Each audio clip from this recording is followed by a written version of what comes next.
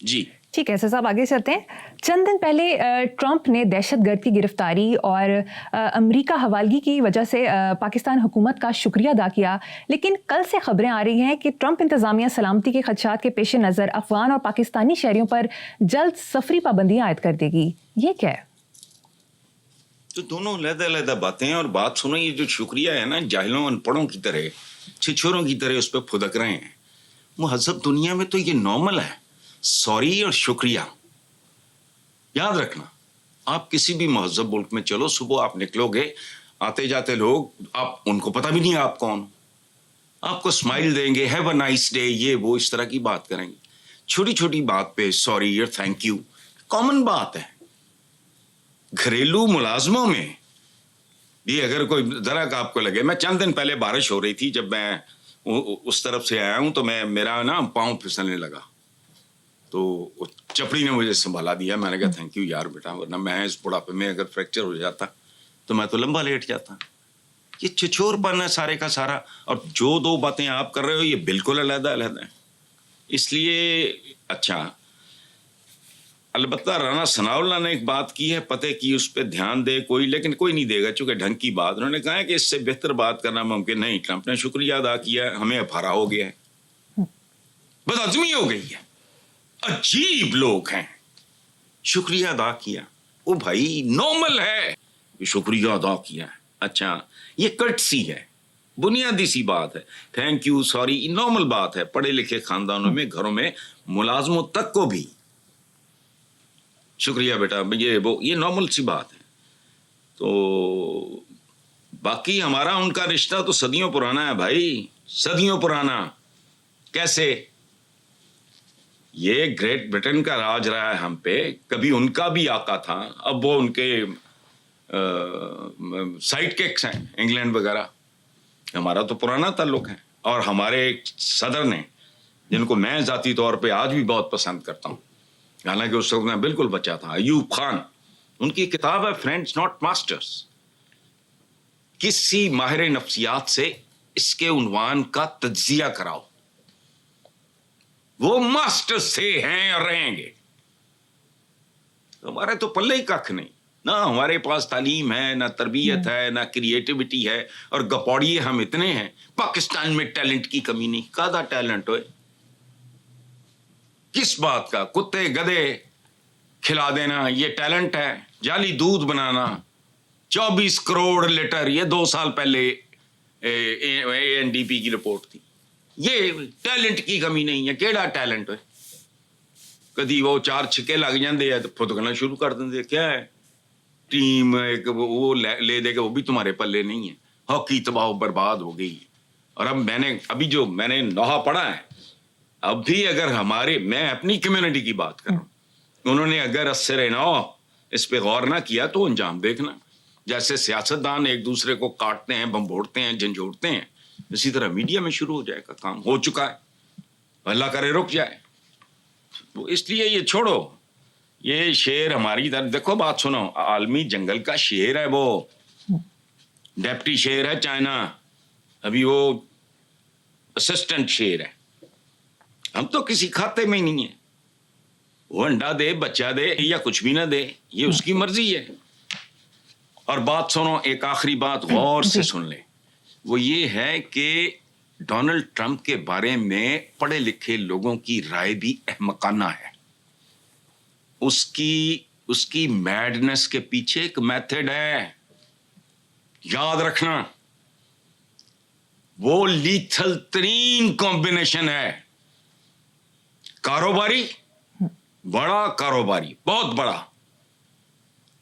یہ ڈکن چور نہیں، وہ بہت بڑا کاروباری، اوپر سے سیاستدان. وہ جو نظر آتا ہے وہ نہیں ہے. یہ ذہن میں رکھنا، آپ ٹھنڈ پڑ جائے گی.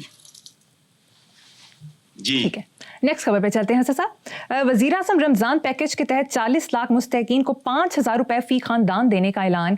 کیا ایک خاندان کو 5,000 روپے کی رقم کافی ہوگی؟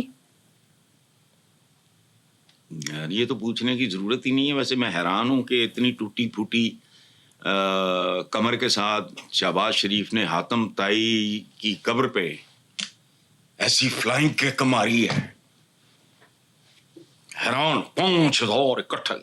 उफ, ये करेंगे क्या? एक हमारे यहाँ तो खानदान बड़े होते हैं, फैमिली प्लानिंग का एक जमाने में था, कम बच्चे खुशहाल घराना, हम बाकी हर प्लान की तरह उसका भी बेड़ा गर्क हो गया, 25 करोड़ से क्रॉस कर चुके हैं। अब मुझे बताओ कि एक 8-10 घराने अफराद पे मुश्तमिल घराना जो है 5,000 कैसे खर्च करेगा? ये तो मुकने नहीं। और बात सुनो मुनाफकत की, बड़े मोटे गुनाह अल्लाह माफ कर देता है, वो खालिक है, लेकिन हम तो मुनाफिक तरीन लोग हैं। हुजूर का एक फरमान है कि दाएं हाथ से दो बाएं को पता ना लगे। है या नहीं है बताओ मुझे? बिल्कुल है। बचपन से पढ़ते हैं। ये कौन है जो चंद टके दे के अवाम का ही करोड़ों रुपया उसकी पब्लिसिटी पे लगा देते हैं? 5,000 रुपया। वो 8 किलो ये मुर्गी का गोश्त नहीं आता, ये ब्रायलर टाइप, 5,000। ये देखो करोड़ों रुपया इश्तिहारों पे लगा देते हैं, 5,000 दे के ये ढंढोरे पीटते हैं। ये इतनी खौफनाक, ये एक तजाद है मुनाफकत।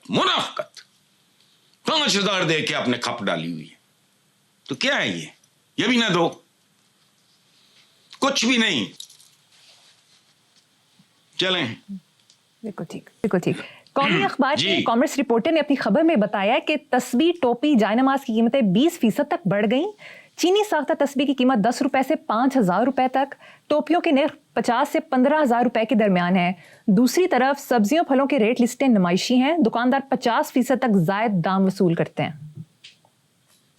सुभान अल्लाह। यानी मैं हैरान हूं कि इस सवाल के होते हुए आपने पिछला सवाल क्यों पूछा है। देखो हुक्मरान तो हमारे वैसे ही गासिब हैं, ये तो कोई कमीशन कुमार है, कोई किकबैक कपूर है, ये इनको छोड़ो, हम खुद कम नहीं है। और बात सुनो, एक बात तो मैं बताऊं, मैं हॉल उठता है, तुम्हें पता है ये क्रोकली टोपी क्या होती है? पता है? बताएं। नौजायदा बच्चा भी नहीं, भेड़ के पेट में जो बच्चा होता है उसको या बुरी तरह बेरहमों की तरह भगाते हैं। वो बच्चा जब डिलीवर होता है उसकी खाल से बनती है, या उसका पेट चाक कर देते हैं, उसकी खाल से बनती है ये टोपी। कोई साहिब दिल पहन सकता है? मुझे बताओ तो। ये तो वो लोग तस्बीह, टोपी, जानमाज की कीमतें 20%, ये कह रहे हैं कि महंगाई। तो ऊपर वाली ये देखो, इसी खबर को गौर से पढ़ लें, ठीक है, 50% तक जायद दाम वसूल करते हैं। अच्छा, ये सब्जियों फलों की सूरत हाल है। हम वो लोग हैं जो जवाहिर के पीछे भागते हैं, इसलिए बर्बादी। हमारे यहाँ नमाजियों की कमी नहीं, हाजियों की कमी नहीं। देखो बात सुनो, और एक दिलचस्प बात, इस पे गौर करना कभी। आज से 30, 40, 50 साल पहले तक नॉर्मली ट्रेंड ये था कि जो एल्डरली लोग होते थे 40s में 50s में जाके हज वज, अब हमारे यहाँ अब कम उम्रों में भी इसका रिवाज है, बहुत अच्छी बात है।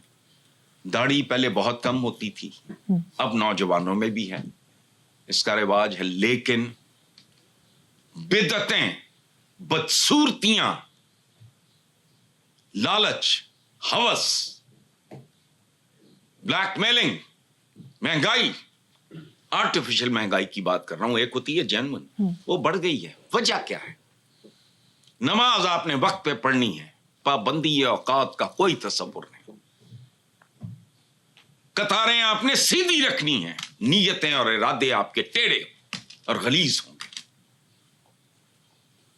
रोजे आपने रखने हैं, सहरियां भी खानी नहीं फाड़नी है, अफ्तारियां भी खानी नहीं फाड़नी है, तोंदें निकली हुई हैं। और आप देखो, बात सुनो, ये नतीजा है कि हमें सवाब के गिर्द घुमाया गया। सवाब का मतलब उठा के देख लो क्या होता है। ہم جینے کے لیے نہیں عبادات کرتے، چونکہ ان کو زندگی میں ان عبادات کو، یہ تعلیمات ہیں. یہ اگر آپ کی نماز آپ کی عام زندگی کے ایک ایک لمحے میں نہیں جھلکتی، پابندی اوقات، میں نے کہا بات سنو، آج سے کوئی 10-12 سال پہلے ایک عروج و زوال کا ایک نیا